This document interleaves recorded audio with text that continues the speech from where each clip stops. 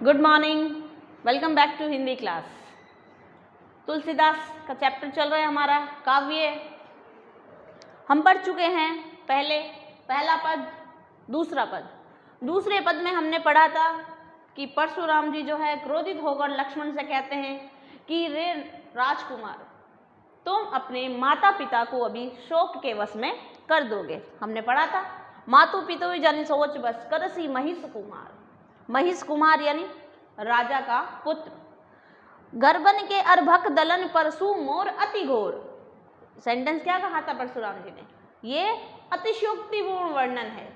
किसी बात को जब बड़ा चढ़ाकर उसका वर्णन किया जाता है तो अतिशयोक्ति अलंकार होता है।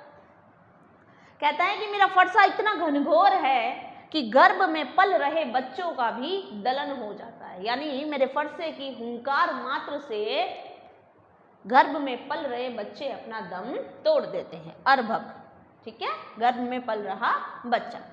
अब अगला पद, तीसरा पद हम देखते हैं। तीसरा पद देखिए, ध्यान से देखिएगा।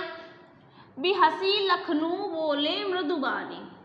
बिहसी जब परशुराम जी क्रोधित होकर कहते हैं, ये क्या चल रहा है? दोनों का व्यंग्य चल रहा है, वार्तालाप, संवाद चल रहा है दोनों का। जवाब परशुराम जी कुछ कह रहे हैं क्रोध में, फिर लक्ष्मण उनको छेड़ते हुए यानी व्यंग्य उक्ति पूर्ण उनसे जो है सवाल जवाब कर रहे हैं। क्या कहते हैं? बिहसी बोले मृदुबानी। इतना सुनकर जब परशुराम जी ने कहा कि मेरे फरसे से गर्भ में पल रहे बच्चों का भी वध हो जाता है, इतना हुंकार फरसा है मेरा, तब लक्ष्मण हंसते हैं। और आप सोचो, जब परशुराम जी इतने क्रोध में हो और उनके सामने कोई मुस्कुराता हुआ बोले तो सीधी सी बात है, आगे वाले को गुस्सा और भड़क जाता है। तो परशुराम जी का भी वैसे ही हुआ। कहते हैं कि हंसते हुए लखन मृदुवानी यानी मधुर स्वर में कहते हैं। किसे? परशुराम जी को। क्या कहते हैं? अहो मुनीसु महाभटमानी। महाभट होता है योद्धा। क्या होता है? योद्धा। अहो मुनीसु के ओह मुनि, हे मुनि, मैंने आपको महाभट मानी। मैं तो आपको एक महान योद्धा समझता हूँ। जो किंवदंतियां हैं, जो लोगों से सुना है, उसके अनुसार मैं आपको एक महान योद्धा समझता हूँ। पुनि पुनि मोई दिखाव कुठारू। पुनि पुनि, पुनि पुनि यानी बार बार। और यहाँ है पुनरुक्ति प्रकाश अलंकार। कौन सा? पुनरुक्ति प्रकाश अलंकार। और ये पुनरुक्ति प्रकाश अलंकार क्या होता है? ये 10th में अलंकार का एक अलग से टॉपिक है ग्रामर का। जब हम पढ़ेंगे तब इसे समझेंगे। लेकिन काव्य में बहुत जरूरी है, जब किसी पंक्ति के बीच में कोई अलंकार आता है, उस अलंकार का आपको पता होना चाहिए, क्योंकि विशेष में अलंकार का टॉपिक लिखा जाता है। ठीक है, तो यहाँ पुनरुक्ति प्रकाश अलंकार। इससे पहले वाले पद में हमने पढ़ा था भुजबल भूमि भूप बिनु कीनी। जब भ एक ही वर्ण की जब आवर्ती होती है तो अनुप्रास अलंकार होता है।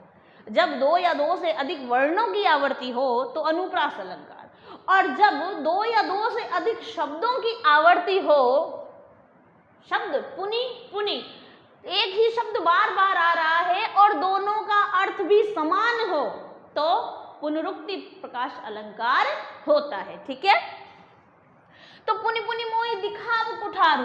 कुठारू यानी वो जो फरसा है हाथ में।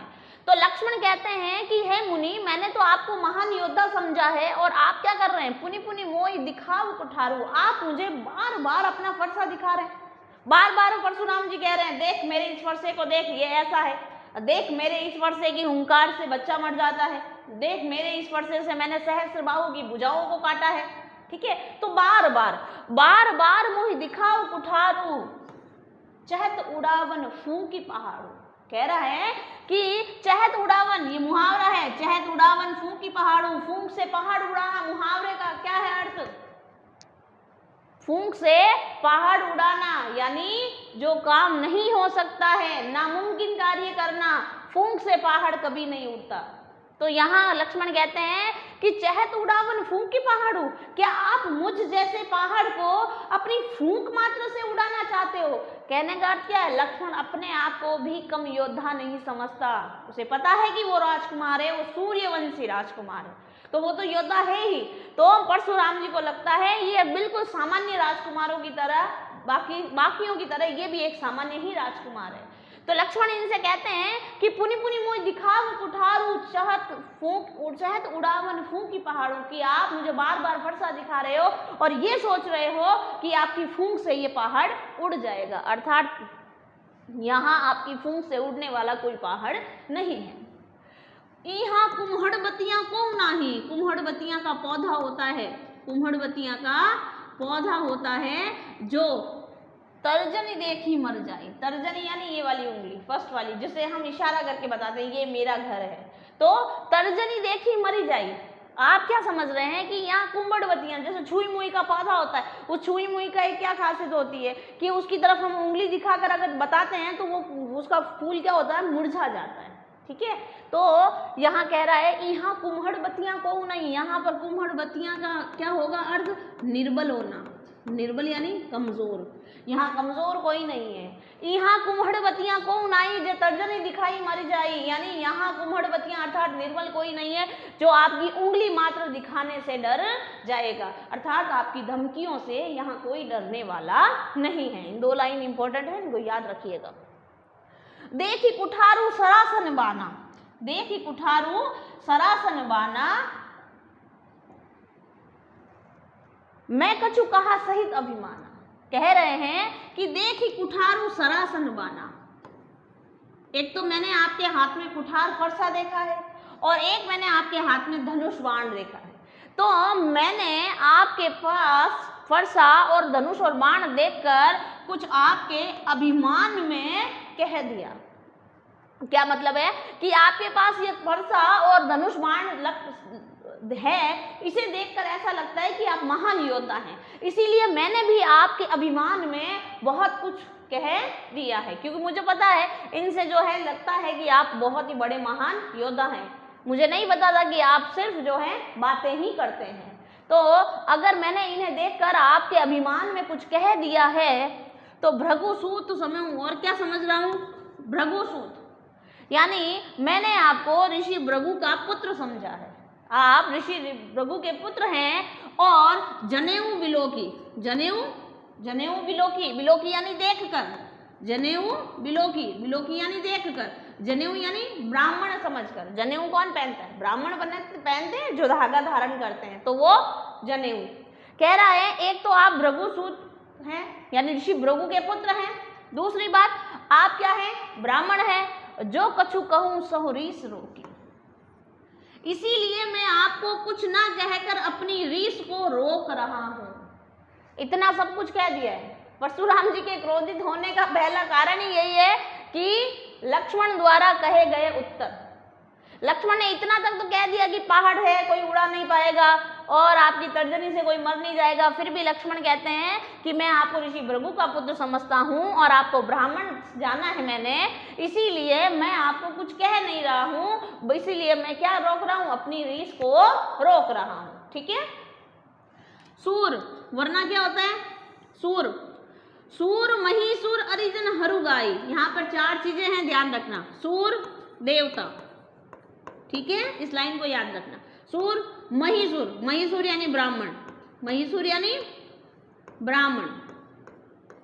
हरिजन, हरिजन यानी हरि के भक्त, हरि के भक्त। और चौथी चीज यहाँ पर आई है गाय। ये चार चीजें क्या कहते हैं लक्ष्मण परशुराम जी को, देखिए क्या कहते हैं कि देवता, ब्राह्मण और हरि के भक्त और गाय, इन चारों पर हमरे कुल इनप न चलाए सुराई। सुराही यानी होता है प्रहार करना। क्या होता है, प्रहार करना, यानी हमारे कुल में इन चारों पर हथियार नहीं उठाया जाता, प्रहार नहीं किया जाता। लक्ष्मण कह रहे हैं कि सूर महिसूर हरिजन अरुगाई, हमरे कुल इनप न चलाए सुराई, हमारे कुल में इन चारों पर प्रहार नहीं किया जाता। बंधे पापू, अब क्यों नहीं किया जाता वो बता रहे हैं। बंधे पापू, अगर हम इन पर हथियार या हाथ उठाते हैं तो बंधे पापू पाप में बंध जाएंगे। हम क्या हो जाएंगे, पाप में बंध जाते हैं। और अपकीर्ति हारे, अपकीर्ति यानी होता है अपयश, अपकीर्ति हारे। और अगर हम इनसे हार जाते हैं तो हमारा क्या हो जाएगा, अपयश प्राप्त हो जाएगा। अपयश क्या होता है, चारों तरफ जो है क्या कहेंगे लोग कि सूर्यवंशी है और इनसे हार गए।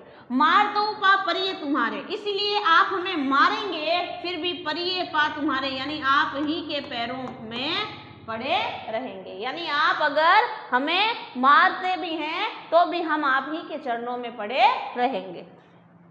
कोटि कुलिस सम वचन तुम्हारा, अनुप्रास अलंकार कोटि कुलिस सम उपमा अलंकार। कोटि कुलिस सम वचन तुम्हारा है परशुराम जी, कोटि करोड़ों वज्र के समान कठोर तो आपके वचन ही हैं, और व्यर्थ धरऊ धनुबाण कुठारा, तो आपने धनुष और बाण और ये फरसा व्यर्थ ही धारण कर रखा है। आपके शब्द ही इतने तीखे हैं कि आपको इन फरसा के धनुष की इनकी जरूरत ही नहीं है। ठीक है, आगे देखो,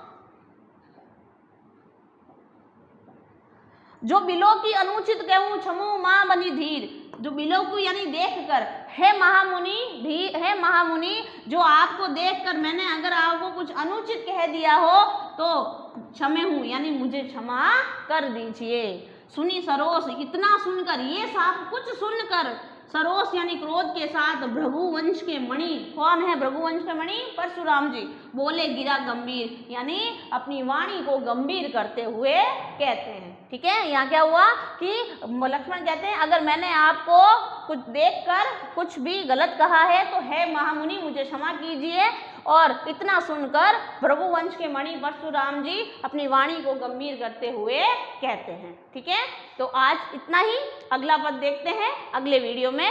धन्यवाद।